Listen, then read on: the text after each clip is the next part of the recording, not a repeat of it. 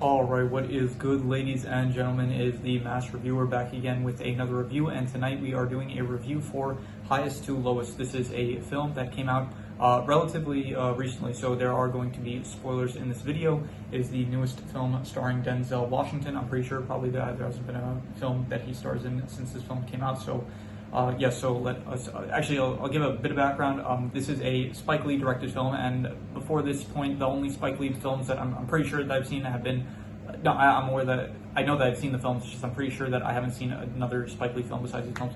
I've seen Black, what's the name of it? Black KK, I completely forgot the name of this movie. It's Black K Klansman. Yeah, it's okay. It's a confusing movie. There's like 3 Ks in it to signify the KKK.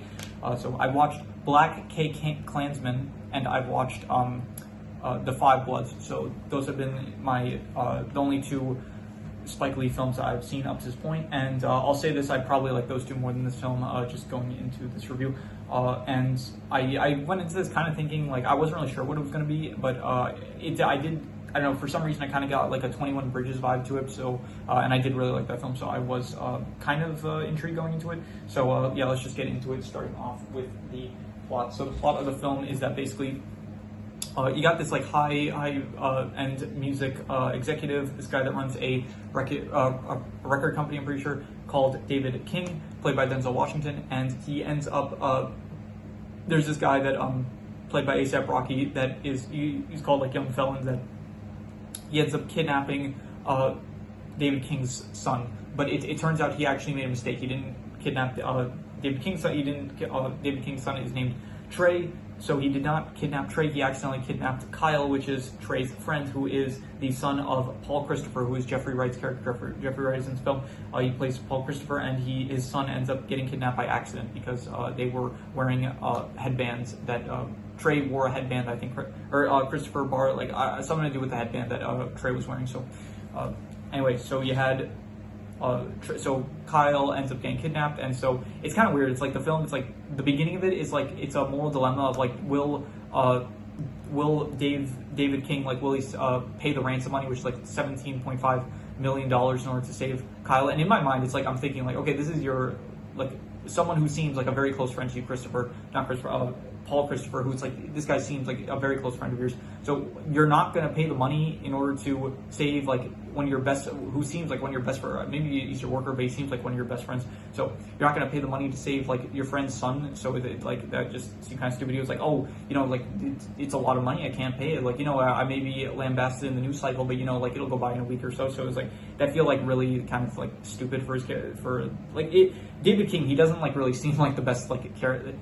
He doesn't seem like a good person, really, which I don't know if they were trying to make him sympathetic, because if so, it's like they didn't really do the greatest job of it, because it's like very much like not willing to pay the ransom money for some reason, even though I feel like he would be able to afford it, he just wouldn't be able to go through with his music deal. And they do explain later that like if he doesn't end up at the start of the movie, like they explain that he is trying to buy back his company that he ended up starting in order to have more control of the record label that he owns. So he offers like this guy a deal, and then the guy goes through with the deal, but then it's like but then this happens, which like puts a wrench in the plan for him. So it's like established later on that like if he doesn't pay the money that he was like in the contract, like it says like it's technically fraud, and so he'll like go to jail and stuff. But at this point he doesn't know that, so it's like I feel like if they established that earlier, where it's like he'll go to jail, it's like maybe it would have worked better. But it's like as of the current situation that he was in, it's like, oh, he would just lose a lot of money, and like he wouldn't be able to buy back the rest of his company, which is like, okay, yeah, like you may end up losing a ton of money, but it's like your best friend's son will still be alive. So it's like it felt like that was kind of stupid of his character. But anyway, so he decides, yeah, he's gonna pay the ransom and stuff. So then it becomes like a film. It becomes like okay, they're like trying to track down this kidnapper and stuff, and like get him the money, and so it involves like a train and stuff, and the Puerto Rican Day Parade and stuff and all that, and then eventually he accidentally drops the money, but then like they apparently accounted for it. So then he got them like the robber ends up the kidnapper, he ends up like he has some guys that get the money for him somehow. So it's like it was like planned or something. So anyway, so at this point they have, okay, so Young Felon, the guy that's like the mastermind behind the kidnapping, he has the money. But then David King, he's listening to like some tracks of some up and coming artist or whatever, and then he realizes that one of them, Young Felon, is like Kyle. He ended up hearing a song playing while he was kidnapped in one of the rooms. It was like a song that David ends up he like repeats some lyrics and stuff, and so David ends up hearing that same track in like in some, because he's listening through like songs to see like for upcoming artists and stuff. So he ends up hearing the same track that Kyle described. So he goes to Kyle, he like confirms it, and it's like Kyle confirms that it's the same track and stuff. And for some reason, the police like ignore that. It's like a pretty big clue where it's like, hey, this is a song from like an unknown artist and stuff. So it's like the fact that Kyle is like heard this song before indicates that it's like almost definitely this guy. And it's like for some reason it's like, yeah, okay, but we still have to ask him some questions here. It's like, well, don't worry, we'll take a look at your clue. It's like it seems important and stuff. But it's like for some reason they don't treat it with the significance that I feel like it should have in that case. So that was kind of dumb. And so then you have David and Paul. They end up going to this guy's house. It's not okay. So first they go to his house, and he's not there. So they meet his wife and stuff. And then David sees that his at some point, by the way, in the kidnapper, he ends up saying like, "Oh, throw in your wife's bracelet and stuff." So along with the money, which so then he sees that this woman is wearing the bracelet that his that the bracelet that his wife had to give up. So he confirms that okay, it's this guy. So then he ends up going to the studio that he's at, and so. He ends up like having probably the best scene in the movie where it's like he has a conversation with Young Felon. Oh, by the way, Young Felon is played by A$AP Rocky, so I should point that out. By the way, Ice Spice is also in this film, and I have no clue who she played really. I think she just had like a cameo at the very start of the film or something. So anyway, so they have like a conversation and stuff, but then Young Felon ends up trying to shoot him. So then Young Felon gets away, and then and I forgot what happened, but then skip ahead a bit, and then you have Young Felon gets arrested and stuff, and then for some reason they're doing like the whole thing of like free my boy, he did nothing wrong and stuff, and it's like this guy kidnapped like a guy and tried to ransom him for like $17.5 million. It's like I don't think that this guy is like necessarily the one that you're trying to like set free here. Like okay, he had unfair circumstances, but like he almost killed a kid. Like this is not someone that I feel like you should be. I don't see like he's also like I don't know how he just like overnight he becomes this like big sensation of like this guy that's like every like he went to jail, and then like every single record label is trying to sign to him, and it's like I don't understand what really happened in that point. Like all people should know is that okay, this guy kidnapped a kid and then threatened to kill him for like $17.5 million, and then everyone's like, oh, he did nothing wrong, free him. It's like what exactly is like what are they saying that like did they think he was treated unfairly or something? It's like yeah, okay, he had a bad upbringing, but at the same time it's like none of these people would know that, so I'm wondering like why they're all trying to get him out of jail, because in this doesn't seem like there's no justification. It feels like they have. It's not like a situation where I think they would like he was treated unfairly or anything. Like maybe okay, there was like this one cop Higgins who played by Dean Winters. This is an actor that I've definitely seen before and some stuff. Maybe in the scene where they were arresting him, like they were kind of treating him harshly, so maybe that's the reason. But still, I don't really understand why people were like, oh, free him. It's like, this is a pretty bad guy. It's been in the news that like it was like a huge story that he like kidnapped this guy's kid and like threatened to kill him and stuff. So it's like, I don't get why everyone was like, free my boy, he did nothing wrong. So anyway, so then he's in jail and stuff, and it's like every label is trying to sign him for some reason. I don't really know why. They think he's music because it's like attention or whatever. They throughout the entire movie they do speak about like how attention is the new currency and stuff, and it's like extremely important. So then he's basically like, okay, I don't want to sign to these labels. I want to sign to Stack'em Records, which is David King's record company. So then he ends up meeting with David, but then David's like, I'm not going to sign you and stuff. Like this is not about the money. It's not about. I forgot why, but it's like kind of showing like character progression because like early in the film it's like he wasn't willing to like pay to save Kyle for like $17.5 million, but now it's like when he has the opportunity to make money, he's like, no, I'm not gonna do that. I'm gonna actually start my own record label like that I can fully control, and it's gonna be like a much smaller one. So I guess it's supposed to be like character growth about the fact that like he's like like not taking money as seriously as he was at the start of the film, I guess. So and yeah, so then Young Felon gets real upset at him, like starting to curse him out and stuff, spit on him, threatening to like find his wife or whatever, and then the movie ends with he listens to this woman that's like pitches herself as like an artist or something, and then he's basically like, okay, are you ready? It's gonna be tough. It's gonna be like a tough business stuff. But then eventually like she's like, yeah, I'm ready to enter the business stuff. And so I don't know. The film like it kind of ends with like him basically starting a new record label. I guess that's what's implied. So yeah, the plot. I'll get the plot / crime aspect. It's like I don't know. It's between like decent, like a 5.5 to a 6. I guess like it's like a decent plot, like maybe above average, but I'm gonna be harsh with this. I'm just gonna say it's like a 5.5. It's like I don't know. It felt like not the most well thought out. Like there's a lot of pacing issues. I'll just say that now. Like there is a lot of scenes that felt like it took too long. It felt like the subway scene, like the whole like plot of like will David like end up paying the ransom money and stuff like that. I felt like that went off like 40 minutes or something. So there are definitely some scenes that it feels like or like plot points that feels like go on for like too long or stuff. So yeah, so 5.5 for plot. It was like decent. I guess at some points I was intrigued. The characters, yeah, Denzel Washington, he's a fine lead. This is definitely not a film that I liked him as much as in other films. Like I think that he was better in what comes to mind. Gladiator 2, The Equalizer, I liked him in those films better. He was like fine. He's a good actor, I guess. He's still fun. He's cool to watch, I guess. But like his character didn't feel like that great. Like he was also like Trey. He was like, okay, Trey feels very guilty because Kyle ended up getting kidnapped instead of him. So Trey's like, you need to pay the ransom money. And it's like he gets fairly upset, like because obviously this is a tense situation, especially for him because like he's so personally involved in it. And it's like he curses a bit, and then his dad is like he like tries to like I don't know play the victim. And he's like, oh, you're gonna curse at me. It's like your father and stuff. It's like tries to intimidate and stuff. But it's like you are not like it's. I don't know, he felt like it was a lot of the times in the movie he was like definitely in the wrong and stuff, and I guess towards the end it's like he does kind of become a better person, but it's just like he's not going to sign with this guy that's like really popular and stuff, but at the same time it's like, okay, but I feel like you in any way wouldn't, because like this guy, like he kidnapped like he tried to kidnap your son and you did end up kidnapping your friend's son, so it's like, I don't know, it doesn't feel like he really developed too much throughout the film. Like at the start of the film he's like, I guess, greedier, and then at the end of the film it's like he's less greedy, I guess, so yeah, I don't know.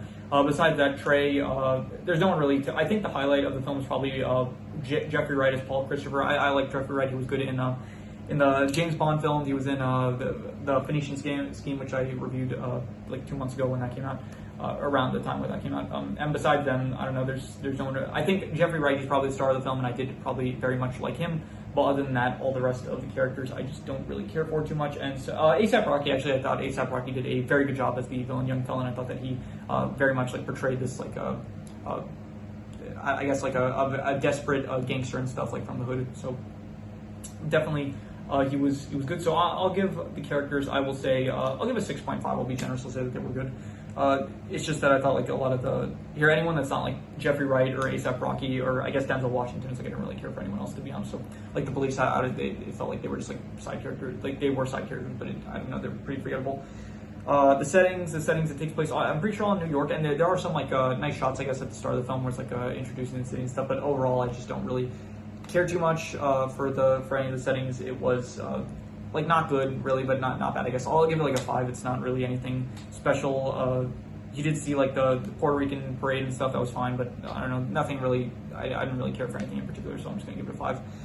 In terms of the drama / thriller, I will give this a I don't know, I was like intrigued, I guess. I wanted to see like what was going on, like what happened, and at first I did think at the very start of the film, I was like, okay, there's like a 40% chance that like what's her name, Pam King, David's like wife, she is the one that's involved with the kidnapping. I thought like, okay, because she wants, I don't know, maybe she would want like David to quit the work that he's currently doing or whatever. So I thought that she was going to be involved somehow with the kidnapping, but she wasn't.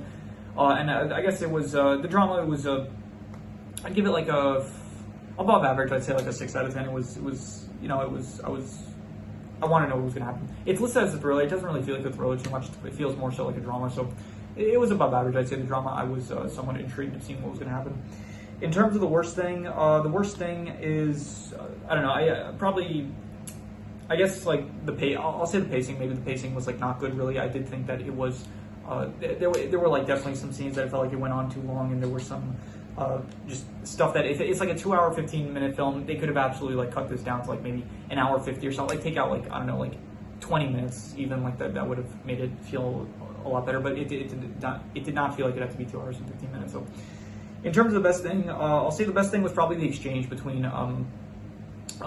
David King's character and Young Felon. I thought that was good, like in the studio where it's like they kind of have like a pseudo rap battle, and then they're like talking to each other, and it's like kind of explaining, like Young Felon's kind of explaining where he's coming from, and then David King's like trying to give him advice and stuff. I thought that was a pretty good scene, so I'll give it a 7 out of 10. I like that scene. So yeah, any extra notes I have? Let's see here. At one of the apartments that when David and Paulie get to the apartment that Young Felon's wife lives in, when David meets his wife, the apartment number was A24, and this is an A24 production film. So I noticed that, and I thought I was pointing that out. So anything else?